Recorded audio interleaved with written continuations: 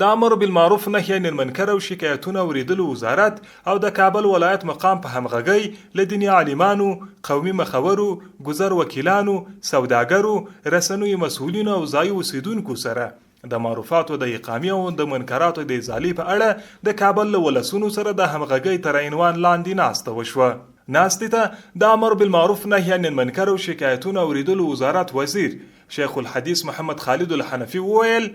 غرب تل د اسلامي نظامونو د له منځه وړلو هڅې کړي او اوس هم غواړي په افغانستان کې اسلامي نظام کمزوری او د خپلې خوښې نظام جوړ کړي چې هیڅ کله به دې کار ته اجازه ورنکړو. چې کله اسلامي ټولنه او معاشره کې اقامه د معروفات تطبیق شروع شي، ازاله د منکرات شروع شي او حدود قائم شي، ان الحكم الا لله، حاکم اعلی یو رب العالمین بی غیر الله قانون من نمنو،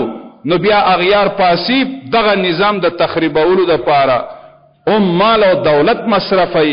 ورته مهال د امر بالمعروف نهي عن المنکر او شکایتونه اوریدلو وزارت ویاند مولوي سیف الاسلام خیبر د دې ناستې موخه د اسلامي نظام او ولسونو ترمنځ همغږي او په ګډه سره په ټولنه کې د معروفاتو اقامه او د منکراتو مخنیوی یاد کړ. د امر بالمعروف نهي عن المنکر او شکایتونه اوریدلو وزارت له لوري تېره ورځ د لوی جرګې په خیمه کې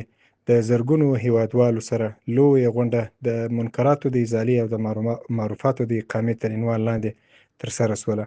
اساسي موخه د غونډې د ټولنې اصلاح او د افکارو سمون او په ټولنه کې د معروفاتو د اقامې او د منکراتو په ازاله باندې راسرخېدل. د یادولو وړ ده چې ناستې ته په خبرو کې د بیلابیلو اتحادیې غړو، دیني عالمانو او قومي مخورو هم خبرې وکړي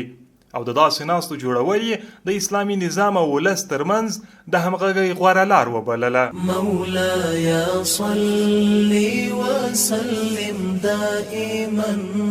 ابدا.